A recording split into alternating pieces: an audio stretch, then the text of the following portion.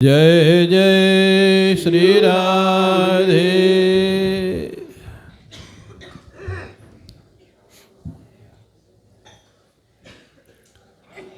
Phone आप लोग अपने अपने साइलेंट कर ले। कथा में तो हम लोगों का नियम रहता है, जिसका फ़ोन बजता है ना, नंदोत्सव के दिन उसको लुटा दिया जाता है। अब यहाँ तो भागवत कथा नहीं है तो हम कुछ नहीं कह सकते, उत्सव तो है। हाँ, तो इसलिए फ़ोन लुटाना हो तो घंटी बजाना।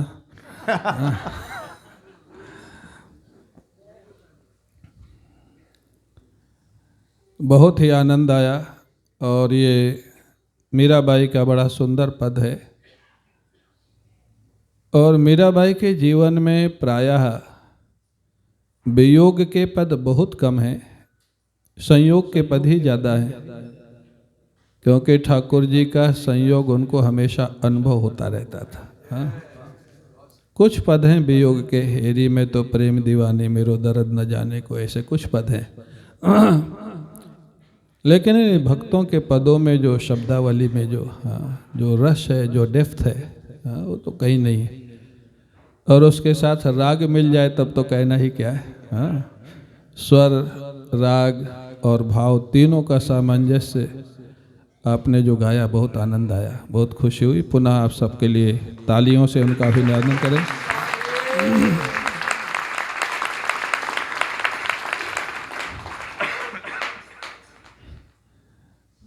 तो चलें नरसिंह जी के साथ। क्यों? नरसिंह जी के साथ हो लोगे तो ठाकुर जी मिल जाएंगे। संतों के साथ जो यात्रा होती है ना, उसमें बड़ा रस है, बड़ा आनंद है। और मैंने स्वयं भी अपने जीवन में जो कुछ अनुभव किया, ठीक है, पढ़ाई लिखाई भी किया, वो तो पढ़ाई लिखाई तो बहुत लोग कर लेते हैं। मैं जब पूज्य राधा बाबा जी के यहाँ गया था तो गीता वाटिका में गया तो लोगों से पूछा, बाबा से कुछ जिज्ञासा समाधान हो सकता है? लोग बोले कह नहीं सकते। मैंने कहा क्यों? मिलना तो होगा, दर्शन होंगे। बोले हाँ, दर्शन होगा, मिलना होगा, जिज्ञासा समाधान होगा कि नहीं, कह नहीं सकते। मैंने कहा क्यों? वो लोग बोले बाबा की मन स्थिति व्यवस्थित नहीं है, वो कभी भी कुछ भी बोलते हैं। मैंने कहा ठीक है।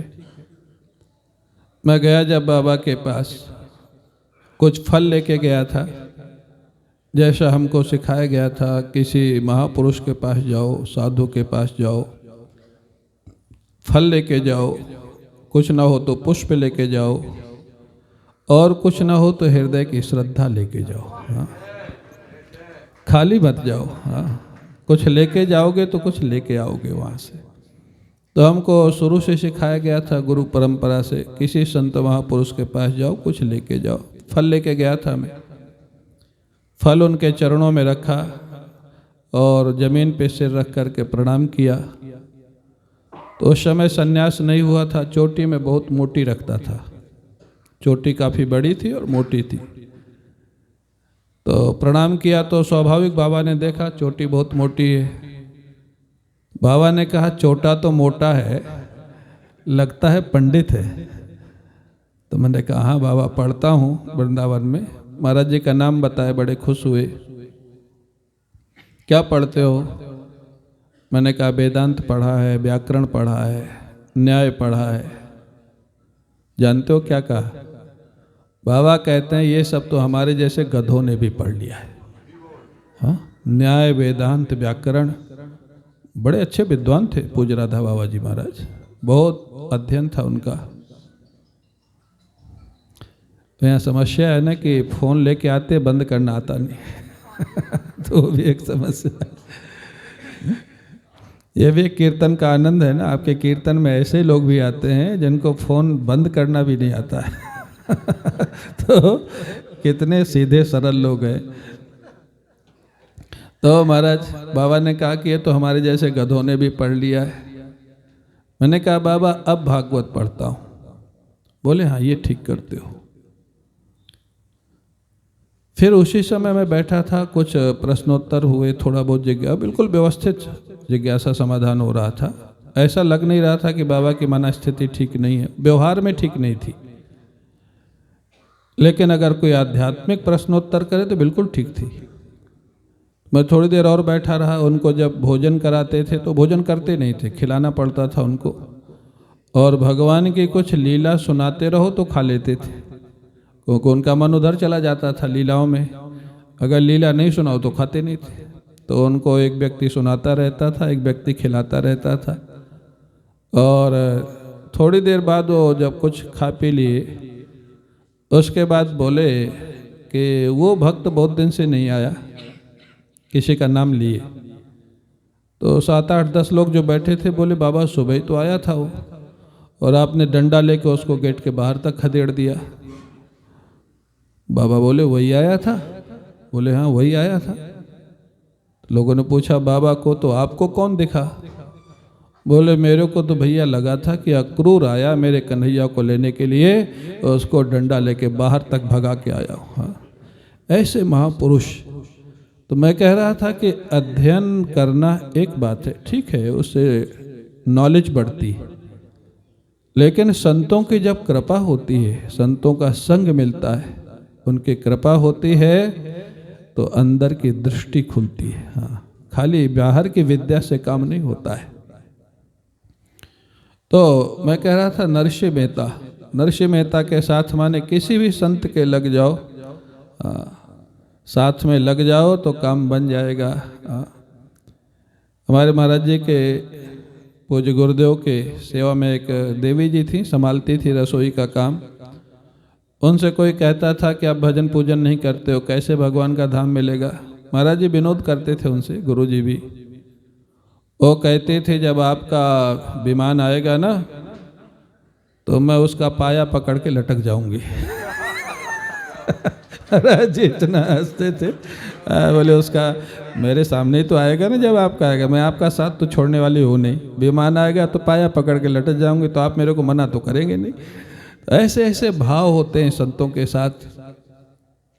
तो नरसिंह जी के बेटी का विवाह हो गया। वो कथा तो बहुत लंबी है। विवाह के बाद भात भरने का समय होता है, भात भरने का। अब भात भरने का समय आया तो नरसिंह जी जा रहे हैं सामान लेकर के। क्या सामान लेके जा रहे थे? 16 सूरदास, मंजीरा, करताल, गोपी चंदन, ये सब उनकी गाड़ी में था। भात भरने जा रहे। आप निश्चिंतता देखो एक भक्त की। हाँ, क्यों? उनको मालूम है कि भात तो गोपाल को भरना। जिन्होंने श्रृंगार दिया है, जिन्होंने कपड़े दिए, भात भी तो वही भरेंगे ना, वो तो आनंद में जा रहे। और गोपाल भी इतने नटखट हैं, इतने नटखट हैं। रास्ते में मिल गए, पहले रास्ते में मिल के कहते हैं बाबा हमको भी बैठा ले गाड़ी में, हमको उधर जाना है। गाड़ी थोड़ा खराब हो रही थी। नरसिंह जी ने कहा भैया बैठा तो लो, लेकिन गाड़ी खराब है। तो गोपाल भैया ने कहा कि गाड़ी सुधारने का काम ही मेरा, मैं वही काम करता हूँ। बात तो ठीक है, सबकी गाड़ी सुधारने का काम तो वही करते। गाड़ी सुधारने वाला ही हूँ मैं। खाती बोलते हैं उधर, कारपेंटर बोलते हैं, खाती बोलते हैं, जो भी आप बोलते हो, वही काम मेरा है। वो महाराज ठाकुर जी को क्या करना था, वो तो खटपट इधर उधर कुछ किए, गाड़ी ठीक हो गई। वो बोले बैठा लिया। नरसिंह जी ने बैठा लिया। नरसिंह जी गाड़ी चला रहे थे। ठाकुर जी ने कहा गोपाल भैया ने, बोले नरसिंह जी गाड़ी मेरे को सुधारनी भी आती है और गाड़ी चलानी भी आती है, आप बोलो तो मैं चलाऊं। बड़ी खुशी की बात, आप चलाओ। बोले आप क्यों चलाना चाहते हैं? जानते हो ठाकुर जी ने क्या कहा?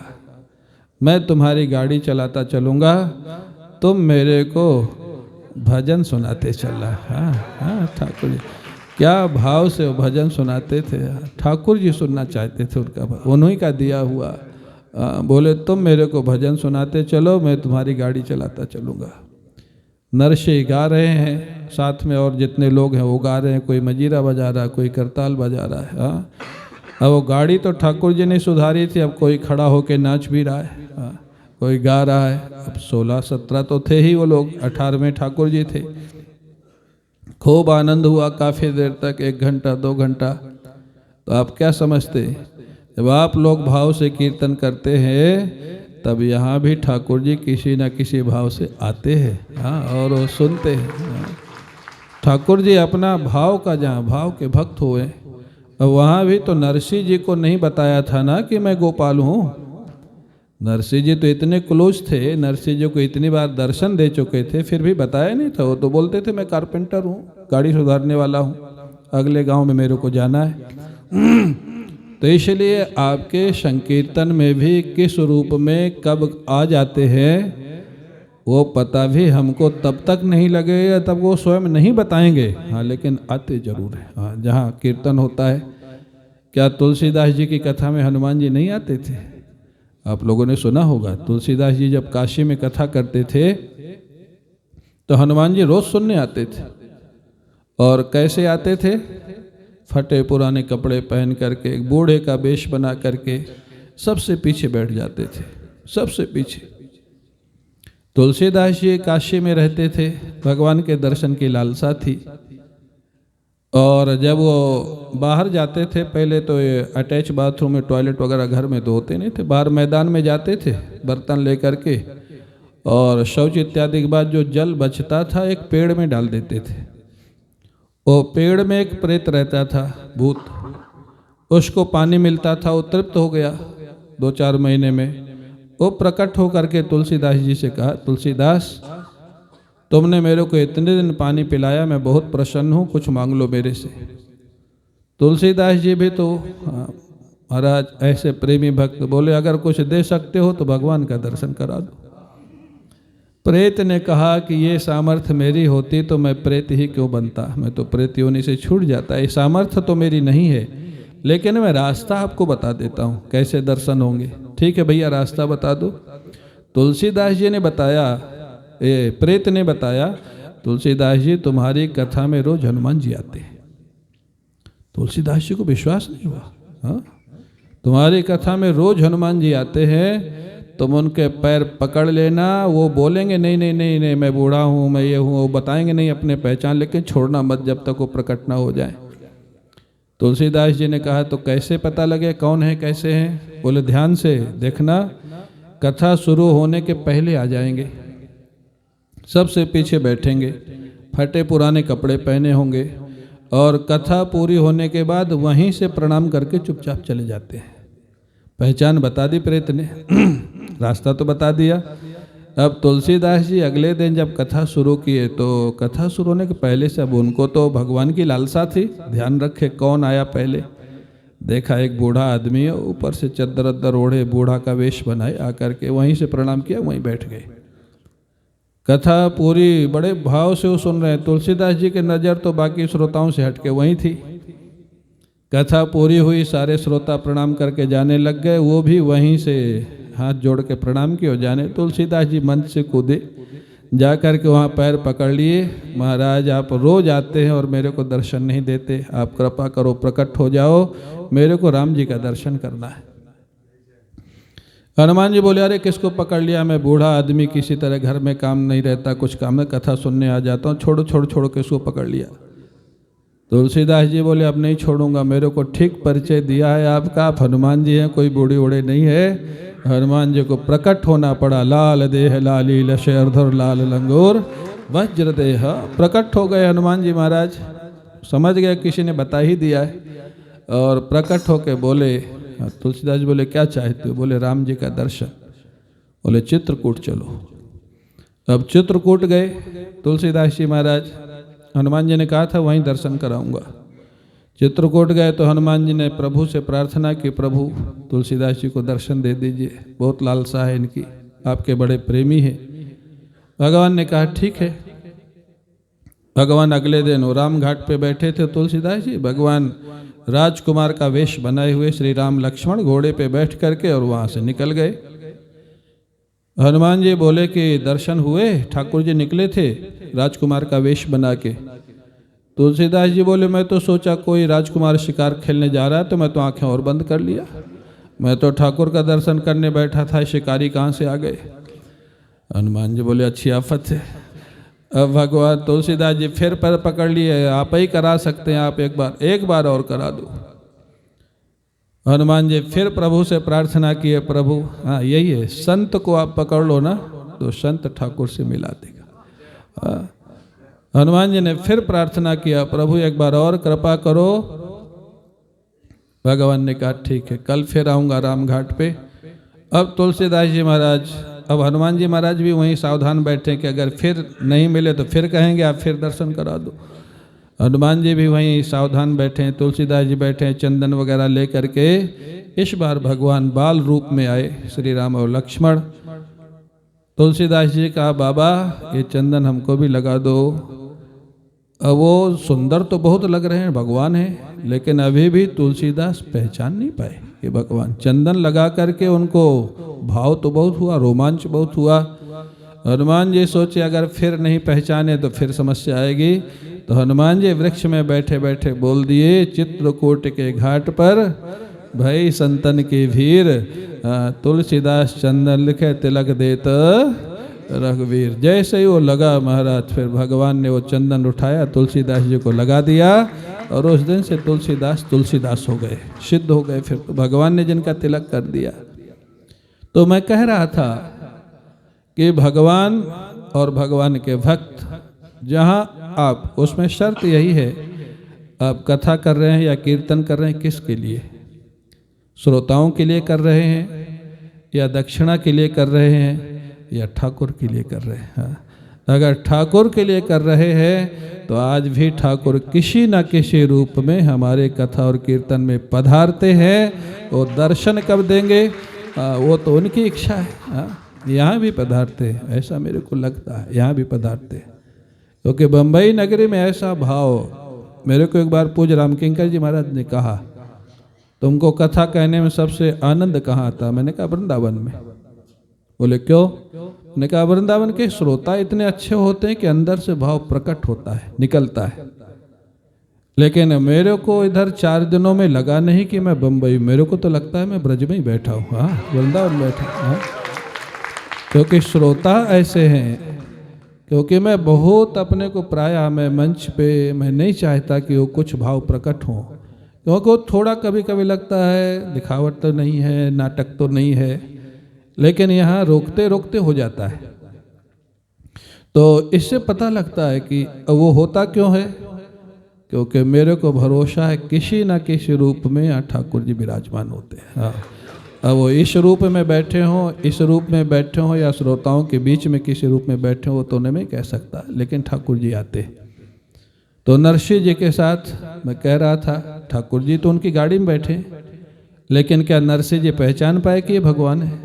पहचान पाए नहीं। इतने पुराने भगत, पिछले जन्म के भगत, इस जन्म में भी दर्शन हुए, लेकिन जब तक ठाकुर जी नहीं पहचान करावे तब तक पहचान होने वाली। नरसिंह जी भजन सुनाते जा रहे हैं, ठाकुर जी साथ में गाड़ी में जा रहे हैं। आगे ठाकुर जी बोले, नरसिंह जी अब हमारा गांव तो आ गया, अब हम उतरते हैं, चलते हैं। ठीक है भैया, जय श्री कृष्णा दोनों ने किया एक दूसरे से। और नरसिंह जी क्या कहते हैं, कल मेरी बेटी के भात का उत्सव है, आप भी आना वहाँ। व्यवस्था कुछ है नहीं, व्यवस्था जीरो है, और उनको भी निमंत्रण दे रहे। ये एक संत, एक भक्त की मस्ती, भगवान का भरोसा। उनको भी अब वो मुस्करा के बोले हाँ मैं जरूर आऊँगा, क्योंकि उन्हीं को तो आना ही था, काम तो उन्हीं को ही करना था। वो बोले जरूर आऊँगा मैं। अब अगले दिन वहाँ पहुँच गए महाराज। नरसिंह मेहता की जो बेटी थी, नानी बाई जिसको कहा जाए, नानी मतलब छोटी, गुजराती में छोटी बेटी को नानी बोलते। मैं जब पहली बार गुजरात गया तो कोई बोला हमारा मोटा भाई, मोटा भाई, मोटा भाई। वो था दुबला पतला। मैं सोचा मोटा तो है नहीं, मोटा भाई कैसे हो गया भाई। अब तो गुजरात आना जाना होता तो समझ में आ जाती गुजराती। तो मोटा भाई माने बड़ा भाई, हाँ। नानी भाई मतलब छोटी बेटी। तो उसके बाद भरने का था। वो बेटी देखने आई, शाम को पिताजी से मिलने आई कि सामान क्या लाएं, तो सामान तो कुछ था नहीं। बेटी ने कहा कि अगर सामान कुछ ना था तो नहीं आते तो अच्छा था। अब यहाँ तो हमारी सासू बड़ी क्रूर स्वभाव की है। भगवान भी ऐसी लीला करते हैं ना, भक्तों के साथ कोई ना कोई ऐसा जुड़ा रहता है। आप जितने भक्तों को देखो, तुलसीदास जी को उनकी पत्नी ने डांटा, यहाँ इनकी सासू क्रूर थी, मीराबाई की ननंद क्रूर थी कि नहीं थी? हाँ, कोई ना कोई ठाकुर जी ऐसा लगा देते हैं, क्योंकि दोनों पक्ष चाहिए ना। हाँ, नायक और खलनायक दोनों चाहिए, तभी तो लीला चलती है ना। दोनों पक्ष सब जगह रहते हैं। तो महाराज बेटी ने कहा कि आप आए क्यों, अगर सामान नहीं था? नहीं आते तो अच्छा था, बेइज्जती करेगी सासू हमारी, बहुत क्रूर स्वभाव की है। नरसिंह जी ने कहा तू चिंता काहे करती है, गोपाल तेरा भाई है, सारे संसार का मालिक है, तो बता तो सही क्या चाहिए तेरे को। जो जो चाहिए तो अपनी सासू से पूछ के आ जा, कल सामान सुबह उपस्थित हो जाएगा, तू पूछ के तो आ। अब वो गई पूछने, सासू और नाराज। एक तो तेरा पिता 16 सूरदास लेके आ गया, सामान कुछ लाया नहीं, उनके सारे के भोजन की व्यवस्था मेरे को करनी पड़ रही, और अब मेरे से लिस्ट मांग रहा है, सामान कुछ पास में ही, लिस्ट क्या बना के दूं? बेटी ने कहा नहीं, पिताजी ने कहा लिस्ट दे दीजिए, कल सामान आ जाएगा। लिस्ट बना के दे दिया, एक सोने की चौकी, एक चांदी की चौकी, ये इसका सामान, उसकी ज्वेलरी, उसकी साड़ी, और क्या क्या जो जो होता सब लिख के दे दिया। लिस्ट लेके गई नानी बाई नरसिंह जी के पास। नरसिंह जी ने लिस्ट देखा, मुस्कराए, बहुत सामान लिखा है। नरसिंह जी ने कहा बेटी एक बार और चली जा, सासू से पूछ ले, और कुछ रह गया हो तो लिख दे, क्योंकि जो लिखेगा वो तो आ जाएगा, फिर दोबारा कुछ बोलेगी तो नहीं आएगा। वो बेटी फिर गई, सासू माँ और पिताजी ने बोला और कुछ रह गया हो तो लिख दीजिए, और चिढ़ गई, सामान कुछ है नहीं, बोलते और लिस्ट लिख दो। 2 सोने की चौकी और लिख दिया। बेटी बोली सासू जी क्या करेंगी? बोली एक पे बैठूंगी, एक पे पैर रखूंगी। सोने की इतना चिढ़ गई हो, एक पे बैठूंगी, एक पे पैर रखूंगी। वो तेरे पिता ने बोला ना लिख दे, तो लिख दिया मैंने। अब वो लिस्ट दे के गई।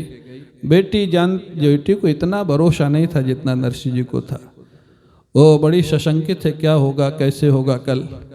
नरसिंह जी ने लिस्ट ले लिया और गोपाल जी के सामने रख दिया। प्रभु, आपकी बेटी है, आपकी बहन है, आपको ही सब संभालना है। आप हमेशा जीवन मेरा आपने ही संभाला, आपने दिया है, और वो तो अपना भजन कीर्तन में मस्त है। लिस्ट भगवान के सामने रख दिया।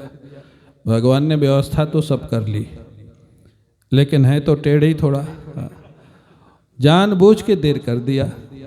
अब जो समय था उससे देर हो गई। अब बेटी बार बार आओ पिताजी सामान, बोले आ जाएगा, चिंता मत कर, आ जाएगा। बेटी सोचे पिताजी को तो भरोसा है, लेकिन पता नहीं अभी तक तो कुछ आया नहीं। बेटी पानी का बहाना, पानी भरने का बहाना लेकर के गई तालाब के किनारे, कि अगर तब तक गोपाल भैया नहीं आए तो मैं तालाब में कूद करके शरीर पूरा कर दूंगी। अब भगवान सावधान, अब लीला करने से काम नहीं चलेगा। जैसे बेटी वहाँ पहुँची और इधर से ठाकुर जी गाड़ियों में इतना सामान, अनेक गाड़ियों में सामान लिए हुए उसी बेटी को जाके मिले। नानी बाई को पूछते हैं यहाँ नरसिंह सेठ कहीं रुके हुए हैं, मैंने सुना है। नरसिंह सेठ? हाँ, क्या कहा? नरसिंह सेठ। आप कौन हैं? मेरा नाम गोपाल है। आप ही गोपाल भैया हैं? बोले हाँ मैं ही गोपाल भैया। तो नानी बाई तो गले लग करके रोने लग गई। आपके तो कब से वो प्रतीक्षा कर रहे थे। बता दिया वहाँ रुके हुए हैं। वो चले गए सामान लेकर के पूरा वहाँ। जैसे नरसिंह जी के सामने गए, नरसिंह उधर को मुख कर लिए, मिले ही नहीं। उधर सामने जाएं तो उधर को मुख कर लिए, उधर से सामने जाएं तो उधर को मुख कर लिए। नाराज थे नरसिंह जी। ठाकुर जी बोले क्यों नाराज हो नरसिंह जी, सब सामान ले आया हूँ। नरसिंह जी बोले गिद्धराज के यहाँ समय से पहुँच गए, शबरी के यहाँ बिना बुलाए पहुँच गए। मेरी बेटी के समय है कि आपको तिथि भूल गई थी, इतना विलंब कर दिया। बेटी मेरे कूदने जा रही थी तालाब में, इतना विलंब क्यों कर दिया? जानते हो क्या जवाब दिया नरसिंह जी? आप कम से कम लिस्ट तो देखो कितनी बड़ी है। भगवान के लिए क्या लिस्ट बड़ी होती है? लेकिन अब बहाना बनाना था। आप लिस्ट तो देखो इतनी बड़ी है, सामान इकट्ठा करने के लिए कुछ समय तो चाहिए ना, सारा सामान ले आया हूँ। फिर जो महाराज वो गाड़ियाँ लेकर के सासू जी के यहाँ गए, उतना सामान और इतना दिव्य सामान, सासू जी भी आश्चर्यचकित थी, उसको भी रोमांच हुआ। और आज उसको भी ठाकुर का दर्शन हो गया। किसके माध्यम से? नरसिंह जी के माध्यम से बेटी को हुआ और बेटी के माध्यम से सासू को हो गया। सबका कल्याण हो गया। नरसिंह जी ने भात भरा और पूरा जीवन उन्होंने भजन किया। अंत में नरसिंह जी अपने जीव सेवा में, गोपाल जी थे ना, उन्हीं में सशरीर समा गए थे। ये हमारे इतिहास में 3 घटनाएं हैं। चैतन्य महाप्रभु जगन्नाथ भगवान में सशरीर समा गए थे। हाँ, आप कल्पना करें, ये कलयुग की घटनाएं तीनों। सशरीर, ये 5 भौतिक शरीर, इतना भजन किया गया था, इतना भजन किया था, 5 भौतिक शरीर चिन्मय शरीर बन गया था। हाँ, पंचभूत गायब हो गए थे। चैतन्य महाप्रभु जगन्नाथ भगवान में समा गए थे, भक्तिमती मीरा द्वारिकाधीश में समा गई थी, और नरसिंह मेहता अपने ठाकुर में शरीर समा गए थे। और ठाकुर भगवान के धाम को, भगवान की नित्य लीला में प्रवेश करके जो उन्होंने वरदान मांगा था, नित्य चरण सेवा में रख ले, वहाँ पर नरसिंह जी पहुँच गए और आज भी वहीं वो सेवा कर रहे हैं। तो कहने का अर्थ यही है, अपने से तो आप लोग, मैं तो कहता हूँ, ठाकुर जी से जुड़े हुए हैं। ठाकुर जी आते हैं, बहुत आनंद होता है आप लोगों का जो भाव है। लेकिन सहायता के लिए अगर कोई ऐसा साधु मिल जाए ना, जैसे नरसिंह जी थे, महापुरुष थे हमारे गुरुदेव पूज्य स्वामी अखंडानंद जी महाराज, तो नैया जल्दी पहुंच जाती है।